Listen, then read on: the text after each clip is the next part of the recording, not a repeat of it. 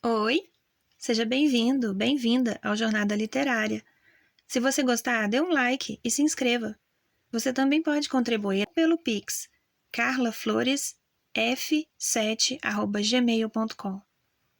Obrigada por estar aqui. Teoria dos Sentimentos Morais, por Adam Smith. Primeira parte. Da conveniência da ação. Página 72. Seção 1. Do senso de conveniência. Capítulo 1. Da simpatia. Por mais egoísta que se suponha o homem, evidentemente há alguns princípios em sua natureza que o fazem interessar-se pela sorte de outros e considerar a felicidade deles necessária para si mesmo, embora nada extraia disso senão o prazer de assistir a ela. Dessa espécie é a piedade, ou compaixão, emoção que sentimos ante a desgraça dos outros, quer quando a vemos, quer quando somos levados a imaginá-la de modo muito vivo. É fato óbvio demais para precisar ser comprovado que frequentemente ficamos tristes com a tristeza alheia, pois esse sentimento, bem como todas as outras paixões originais da natureza humana, de modo algum se limita aos virtuosos e humanitários, embora estes talvez a sintam com uma sensibilidade mais delicada.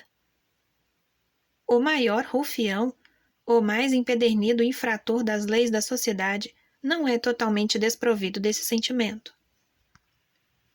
Como não temos experiência imediata do que os outros homens sentem, somente podemos formar uma ideia da maneira como são afetados se imaginarmos o que nós mesmos sentiríamos numa situação semelhante. Embora nosso irmão esteja sendo torturado, enquanto nós mesmos estamos tranquilos, nossos sentidos jamais nos informarão sobre o que ele sofre, pois não podem e jamais poderão levar-nos para além de nossa própria pessoa, e apenas pela imaginação nos é possível conceber em parte quais as suas sensações. Tampouco essa faculdade nos pode ajudar, senão representando para nós as próprias sensações se nos encontrássemos em seu lugar. Nossa imaginação apenas reproduz as impressões de nossos sentidos, e não as alheias. Por intermédio da imaginação, podemos nos colocar no lugar do outro. Concebemo-nos sofrendo os mesmos tormentos. É como se entrássemos no corpo dele e, de certa forma, nos tornássemos a mesma pessoa, formando, assim, alguma ideia das suas sensações e até sentindo algo que, embora em menor grau, nos é inteiramente diferente delas. Assim, incorporadas em nós mesmos, adotadas e tornadas nossas, suas agonias começam finalmente a nos afetar. E então trememos e sentimos calafrios, apenas à imagem do que ele está sentindo. Pois, assim como sentir uma dor ou uma aflição qualquer provoca a maior tristeza, do mesmo modo conceber ou imaginar que a estamos sofrendo provoca certo grau da mesma emoção, na medida da vivacidade e embotamento dessa concepção. Que essa é a fonte de nossa solidariedade para com a desgraça alheia, que é trocando de lugar na imaginação com o sofredor que podemos ou conceber o que ele sente, ou ser afetados por isso. Poder-se-ia demonstrar por muitas observações óbvias, caso se julgue que não é bastante evidente por si. Quando vemos que um golpe está prestes a ser desferido sobre a perna ou o braço de outra pessoa, naturalmente encolhemos e retiramos nossa própria perna ou braço. E, quando o golpe finalmente é desferido, de algum modo o sentimos e somos por ele tão atingidos quanto quem de fato o sofreu. Ao admirar um bailarino na corda bamba, as pessoas da multidão naturalmente contorcem, meneiam e balançam seus corpos como o veem fazer, e como sentem que teriam de fazer se estivessem na mesma situação. Pessoas de fibras delicadas e constituição física frágil queixam-se de que, olhando as feridas e úlceras expostas pelos mendigos nas ruas, com facilidade sentem desconforto ou coceira na parte correspondente de seus próprios corpos. O horror que concebem vendo o infortúnio desses desgraçados afeta mais aquela parte específica do que qualquer outra, porque aquele horror se origina de se conceber o que elas próprias sofreriam se realmente fossem os desgraçados a quem contemplam, e se aquela parte específica de seu corpo fosse de fato afetada da mesma forma miserável. Basta apenas a força dessa concepção para produzir, em suas estruturas frágeis, aquela sensação de coceira ou desconforto de que se queixam.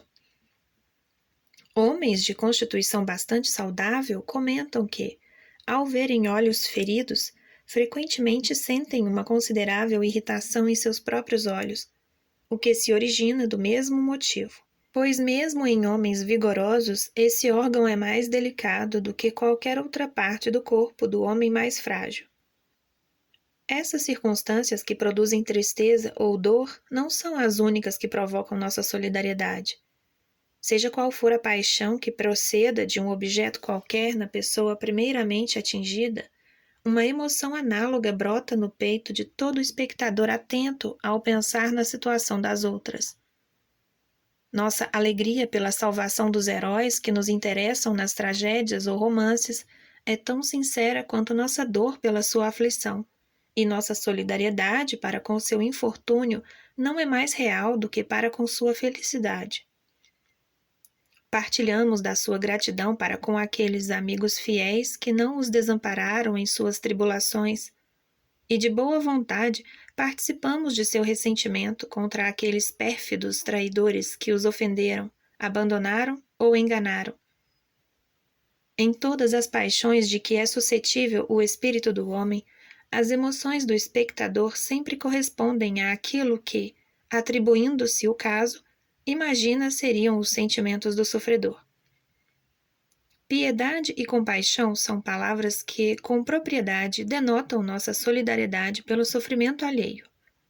Simpatia, embora talvez originalmente sua significação fosse a mesma, pode agora ser usada, sem grande impropriedade, para denotar nossa solidariedade com qualquer paixão. Em algumas ocasiões, a simpatia parece surgir da mera visão de certa emoção em outra pessoa. Em algumas ocasiões, as paixões parecerão transfundidas de um homem a outro instantaneamente, previamente a qualquer conhecimento do que as estimulou na pessoa primeiramente atingida.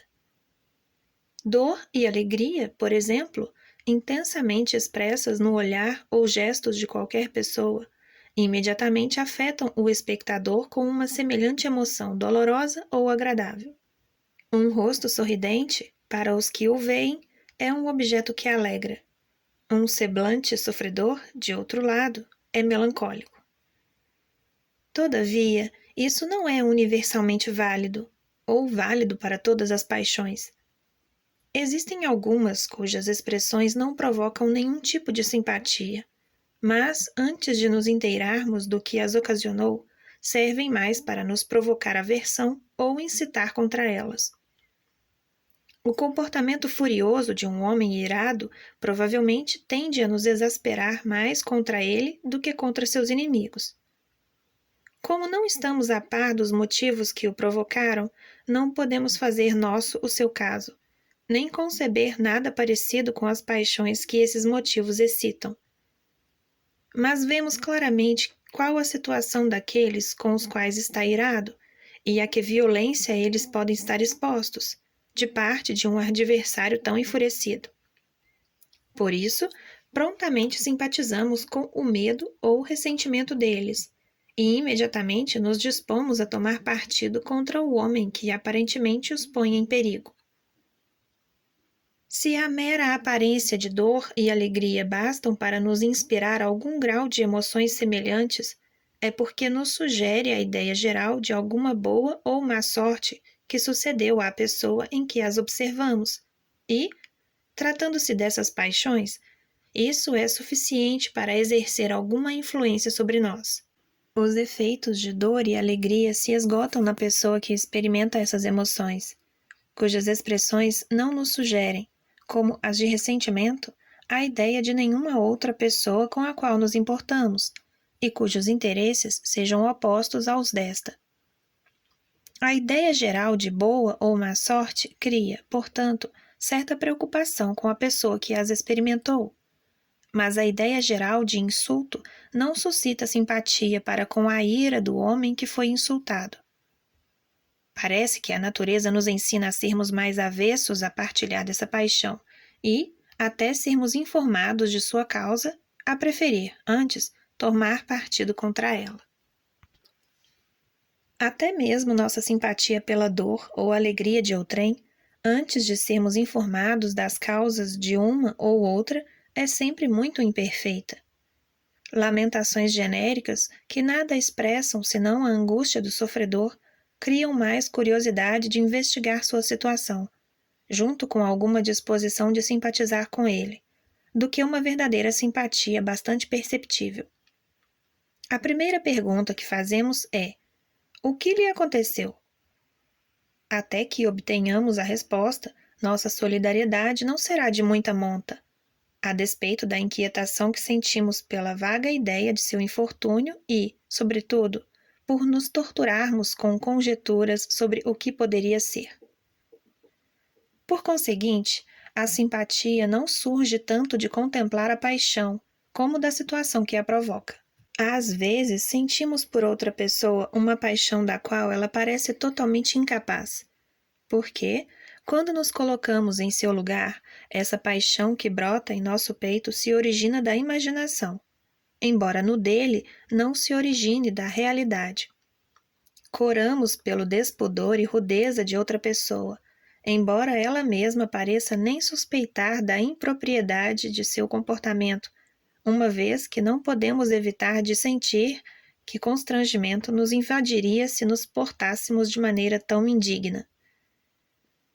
De todas as calamidades às quais a condição de mortalidade expõe a espécie humana, a perda da razão de longe parece a mais terrível, mesmo para os que possuem a menor fagulha de humanidade e contemplam esse último estágio da desgraça humana com comiseração mais profunda do que qualquer outro. Mas o pobre desgraçado que dela padece talvez ria e cante, e esteja totalmente inconsciente de seu próprio infortúnio. A angústia que a humanidade sente à vista de tal objeto não pode, pois, ser reflexo de nenhum sentimento do sofredor. A compaixão do espectador tem de surgir da consideração do que ele próprio sentiria se fosse reduzido à mesma infeliz situação e, o que talvez seja impossível, se pudesse, ao mesmo tempo, analisá-la com sua atual razão e julgamento. Quais as dores de uma mãe quando ouve os gemidos de seu filhinho que, na agonia da enfermidade, não consegue expressar o que sente? Na sua ideia do que a criança está sofrendo, ela soma ao real desamparo da criança sua própria consciência desse desamparo e seu próprio terror das consequências conhecidas dessa perturbação.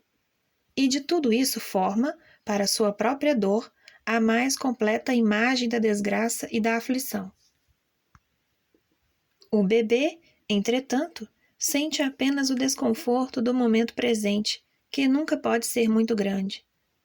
Quanto ao futuro, ele está perfeitamente seguro, e em sua despreocupação e falta de previsão possui um antídoto contra o medo e a ansiedade, grandes atormentadores do peito humano, dos quais a razão e a filosofia tentarão, em vão, defendê-lo quando se tornar um homem. Simpatizamos até mesmo com os mortos, e contemplando o que é de real importância em sua situação, esse terrível futuro que os aguarda, principalmente nos afetam aquelas circunstâncias que chocam nossos sentidos, mas que em nada podem influenciar sua felicidade. Pensamos que é uma desgraça ser privado da luz do sol, ser afastado da vida e do convívio, jazer numa fria sepultura, presa da corrupção e dos répteis da terra, não ser mais lembrado neste mundo, mas, ao contrário, em pouco tempo ser apagado das afeições e quase da memória dos mais amados amigos e parentes. Certamente, imaginamos, jamais será excessivo lamentar por aqueles que sofreram uma tão terrível calamidade.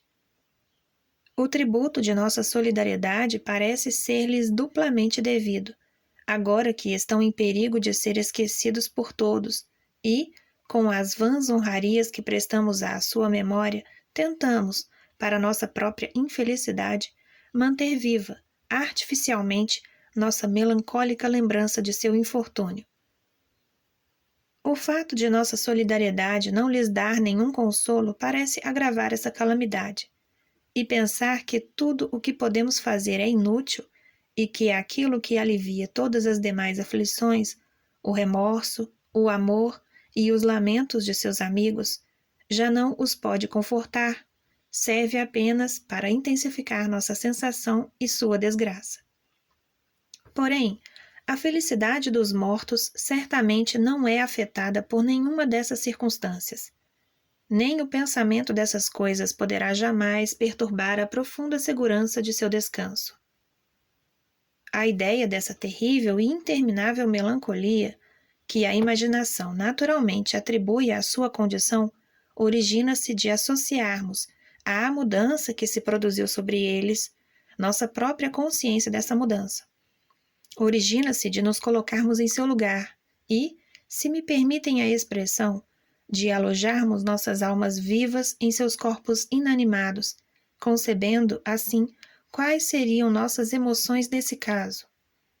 É por essa verdadeira ilusão da imaginação que se torna tão terrível para nós a previsão de nossa própria morte, e que a ideia dessas circunstâncias, que sem dúvida não podem nos causar dor quando estivermos mortos, nos torna desgraçados enquanto vivemos. E daí nasce um dos mais importantes princípios da natureza humana, o terror da morte, grande veneno da felicidade, mas grande freio da injustiça humana, que, se de um lado aflige e mortifica o indivíduo, guarda e protege a sociedade. Final da leitura da parte 1 do livro Teoria dos Sentimentos Morais, por Adam Smith. Paramos na página 78. Sinta-se à vontade para comentar ou abrir algum debate. Não se esqueça de curtir e, principalmente, de se inscrever. Obrigada por estar aqui. Até a próxima!